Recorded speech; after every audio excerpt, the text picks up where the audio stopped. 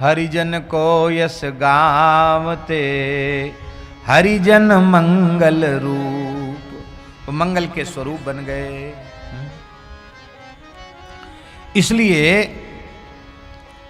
हे दैत्य बालको, तुम भगवान का भजन करो। भगवान के भजन की कोई योग्यता नहीं। नालम द्विजत्वं देवत्वं ऋषित्वं वासुरात्मजा प्रीणनाय मुकुंदस्य न वृत्तम न बहुज्ञता। भगवान को प्रसन्न करने के लिए ब्राह्मण होना जरूरी नहीं है। ब्राह्मण कुल में जन्म हो जाए भगवान की कृपा है, अच्छी बात है, पर हम केवल ब्राह्मण कुल में पैदा होने मात्र से भगवान को राजी कर लेंगे, यह संभव नहीं। ब्राह्मण होने से भगवान प्रसन्न हो जाते। तो एक दोहा संत समाज में प्रसिद्ध है, राम भजत बिटिया भली, राम विमुख नहीं पूत, सबरी तो बैकुंठ गई, धुंधकारी भयो भूत। शबर जाति में पैदा सबरी वैकुंठ के अधिकारिणी हो गई और ब्राह्मण कुल में पैदा होने वाले धुंधकारी को भूत बनना पड़ा। बाद में भागवत की कथा सुनकर उसका उद्धार हुआ। भगवान को प्रसन्न करने के लिए ब्राह्मण होना जरूरी नहीं है, देवता होना जरूरी नहीं है। ब्राह्मण से ही प्रसन्न होते तो स्वपक्ष भक्त से भगवान कैसे प्रसन्न हो जाते। भगवान को प्रसन्न करने के लिए देवता होना जरूरी नहीं है। देवता से प्रसन्न होते तो प्रहलाद जी बोले मुझे देख लो, मैं तो दैत्य हूं, मेरे ऊपर भगवान प्रसन्न कैसे हो गए। ऋषि हो जाने से भगवान प्रसन्न हो जाएंगे, बोले ऐसा भी संभव नहीं है। दंडकारण्य में महान ऋषि थे। सबरी कौन सी ऋषि थी? राम जी जब दंडकारण्य में पधारे तो हमारे महाराज जी कहते कि सबरी की महिमा तो लोग जानते नहीं थे।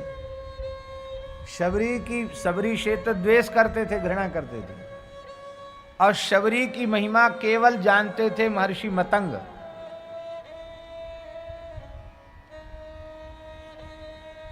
शबरी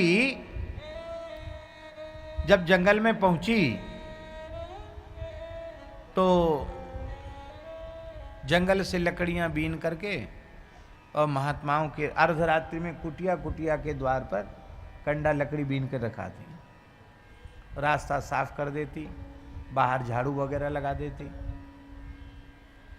प्रातःकाल अब सब बड़े प्रसन्न होते क्योंकि जंगल से लकड़ी इकट्ठी करनी पड़ती थी। अब जब से अपने आप आ जाती है तो सब बड़े खुश हैं, प्रसन्न हैं। भैया कौन ये सेवा करता है? कहते वो माधव दास करता होगा, वो गोविंद दास करता होगा, वो विष्णु दास करता होगा, नारायण दास करता होगा। तो पूछा उन नाम वालों से, भाई तुम सेवा कर? बोले गुरुजी हम तो जितनी बनती उतनी बहुत समझ लो। हाँ वो उतनी तो हम एहसान कर रहे हैं, उतनी बहुत समझ लो। अब रात को हम लकड़ी भी इकट्ठी, कंडा लकड़ी भी बीन बीन के रखे हैं, हमने नहीं किया।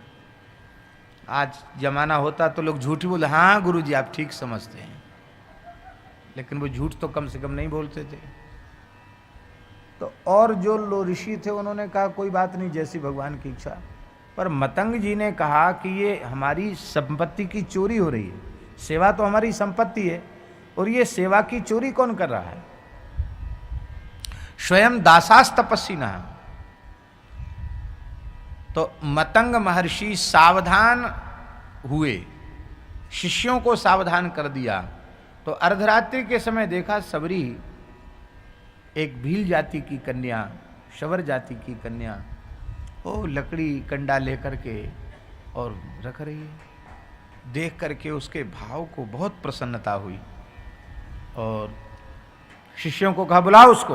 वो चारी थर थर कांपने लगी, महाराज मैं तो बहुत अधम हूं।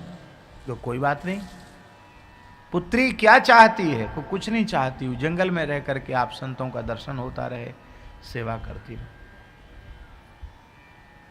इधर उधर बेटी क्यों भटकती है? निकट में ही कहीं झोपड़ी बना ले। निकट में ही झोपड़ी बना दी। यद्यपि कोई वहां ऐसा महल मकान मठ मंदिर नहीं था, जंगल में सब ऋषि अपने ढंग से रहते थे, तो ऐसा नहीं कि मतंग ऋषि ने अपनी कुटिया में रख लिया हो।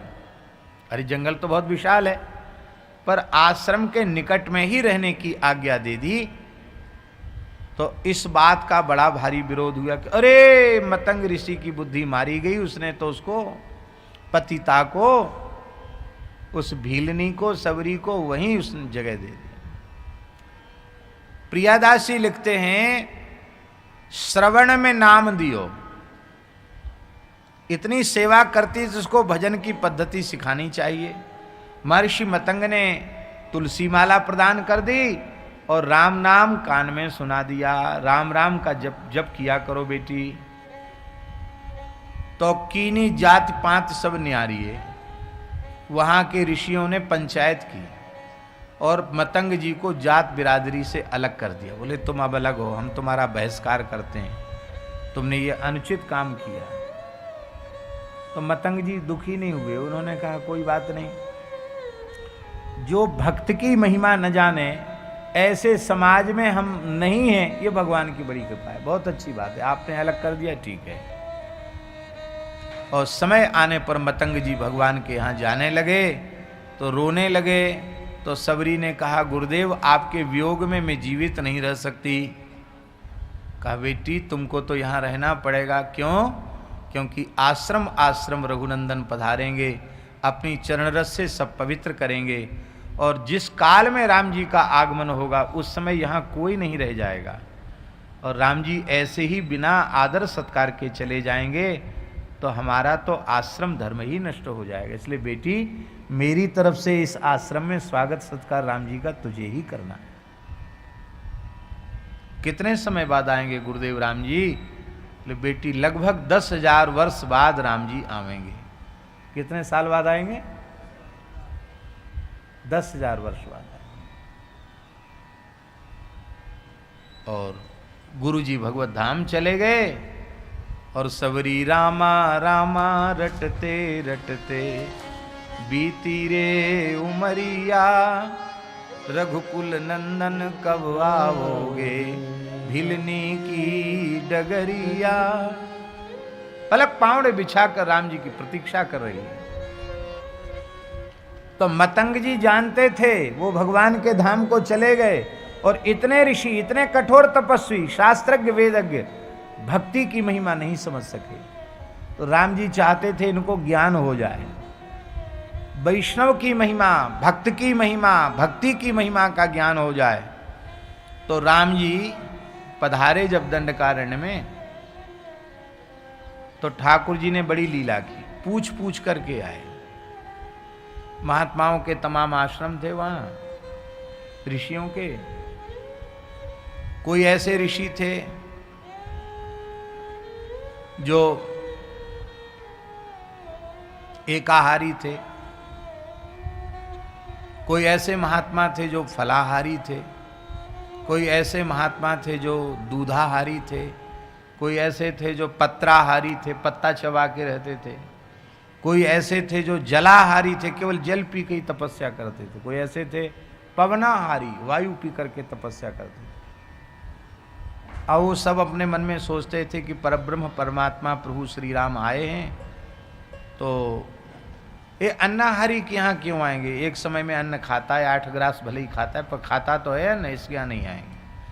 हम फलाहारी हैं, हमारे यहाँ जरूर आएंगे।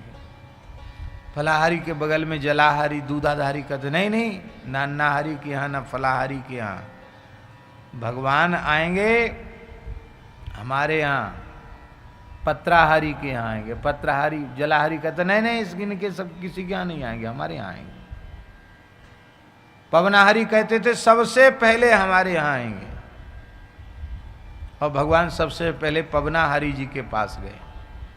आइए आइए प्रभु आपका स्वागत है। बोले नहीं नहीं, हम आपके स्वागत के लिए तो पीछे विचार करेंगे, हम कुछ पूछने आए हैं। क्या? शबरी माता जी का आश्रम कहाँ है? क्या हो गए इनकी बुद्धि को, शबरी जी का पता पूछ रहे हैं। नाराज हो गए, आगे पूछ लो। जानते तो थे, नाराज थे, आगे पूछ लो। पूछ पूछ कर शबरी के यहाँ गए। उनको पूछने की क्या जरूरत थी? अरे सर्वगत सर्वरूप परमात्मा है, उनको पूछने की क्या जरूरत, सीधे चले जाते।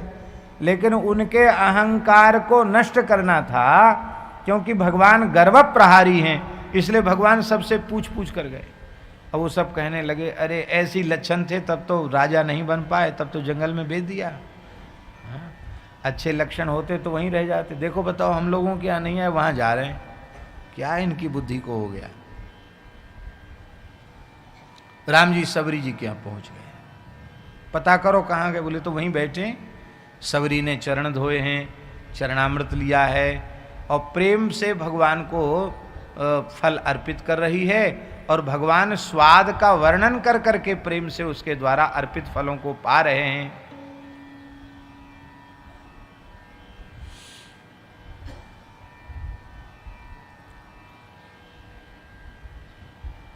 बोले तो पक्की बात है कि कैसे भगवान है, बताओ, उसके यहाँ चले गए। लेकिन शास्त्रों में लिखा है कि भगवान का अवतार हो चुका है, वो यही है, दशरथ नंदन कौशल्या नंदन है। तो चलो, हमारी तो समस्या है, सरोवर का जल अशुद्ध हो गया है, उसे शुद्ध करना है। कैसे शुद्ध होगा? बोले शुद्ध होगा राम जी के चरणों के स्पर्श से। तो चलें, अब यहाँ तो आए नहीं, पर हमें तो अपनी समस्या का समाधान चाहिए। तो गए सब। राम जी ने कहा कहो प्रभु, हम आप लोगों के यहाँ भी आने वाले हैं, आज्ञा करो, कैसे पधारे? बोले हमारा सरोवर का जल बिगड़ गया, इसको आप शुद्ध कर दीजिए। अरे बोले हम तो क्षत्रिय हैं, आप सब ब्राह्मण हैं, ऋषि हैं, आप अपना चरण छुवाइए, शुद्ध हो जाएगा। उनके मन में बात तो ठीक कहते, हमने प्रयोग करके तो देखा नहीं, पर छुआया और कहीं नहीं हुआ शुद्ध तो बड़ी बेइज्जती होगी। पर राम जी ने सबको चढ़ा दिया, तो संकोच तो था, लेकिन धीरे से पांव छुआया तो और बिगड़ गया। अब सबके और लज्जा हो गई, कुछ नहीं। बोले प्रभु कुछ भी हम चाहे जितने बड़े हों, आखिर हैं तो जीव ही, आप परब्रह्म परमात्मा हैं, आप छुआ दीजिए। राम जी को तो भक्ता की महिमा स्थापित करनी थी, तो राम जी ने चरण छुआया तो जल सो रुधिर भयो नाना क्रमी भर गयो। भक्तमाल में टीकाकार प्रियादास जी लिखते हैं जल सो रुधिर भयो। अब तक तो जल था, कम से कम सड़ांध बदबू कैसी भी आ रही थी, वो रक्त हो गया। बड़े बड़े कीड़े हो गए, छोटे छोटे कीड़े थे वो मोटे मोटे हो गए, बड़े बड़े हो गए। लोगों ने कहा कि ये तो लगता है भगवान है नहीं, नकली भगवान है, असली भगवान नहीं है। असली को नकली समझने लगे। लेकिन फिर बार बार आवे कि वेदादि शास्त्रों में तो लिखा है कि यही परमात्मा है, ये क्या हो रहा है? कब भगवान आपकी लीला हमारी समझ में नहीं आ रही है, आप कृपा करो, हमारा समाधान करो, ये जल बिगड़ गया है। भगवान ने कहा देखो ऋषियों, क्षमा करना, आप अपराध बने तो दुखी न होना। ये सरोवर का जल शबरी के तिरस्कार के कारण, शबरी के अपराध से सरोवर का जल विकृत हुआ है। कैसे हुआ? तो एक ऋषि स्नान करके आ रहा था और शबरी, ब्रह्मवेला का समय था, शबरी मार्ग में झाड़ू लगा रही थी, कुछ विलंब हो गया तो झाड़ू से एक कंकड़ी उछटकर ऋषि के पैर में लग गई। उसने शबरी का अपमान किया और अरे मुझे शुद्ध कर दिया। फिर उसे स्नान किया इसी सरोवर में, इससे जल बिगड़ा। बोलो यही सत्य घटना है कि नहीं? बोले हाँ बस बात तो सही है। लेकिन ये कोई नहीं समझ रहा था कि शबरी के अपमान के कारण बिगड़ा है। तो शबरी की चरणरज का स्पर्श हो जाए, शबरी चरण छुआ दे तो शुद्ध हो जाएगा। वो शबरी जी ने सुना, शबरी जी तो भाग गई जंगल में।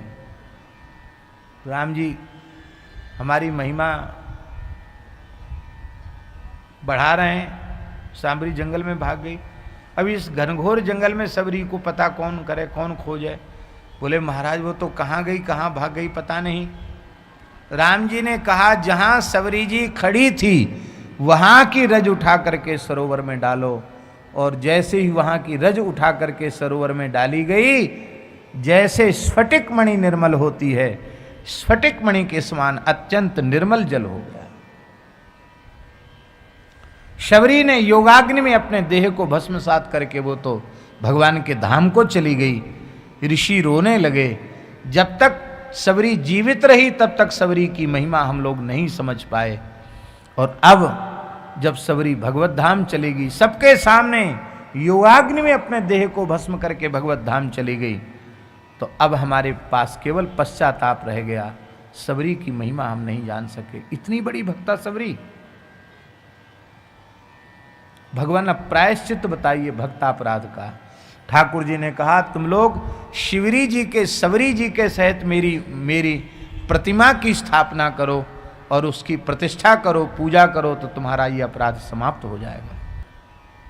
छत्तीसगढ़ क्षेत्र में जो दंडकारण्य क्षेत्र माना जाता है, आज भी वहाँ प्राचीन पौराणिक तीर्थ है सबरी नारायण। हमारे त्यागी जी वहाँ काफी समय रह के आए हैं सबरी नारायण में।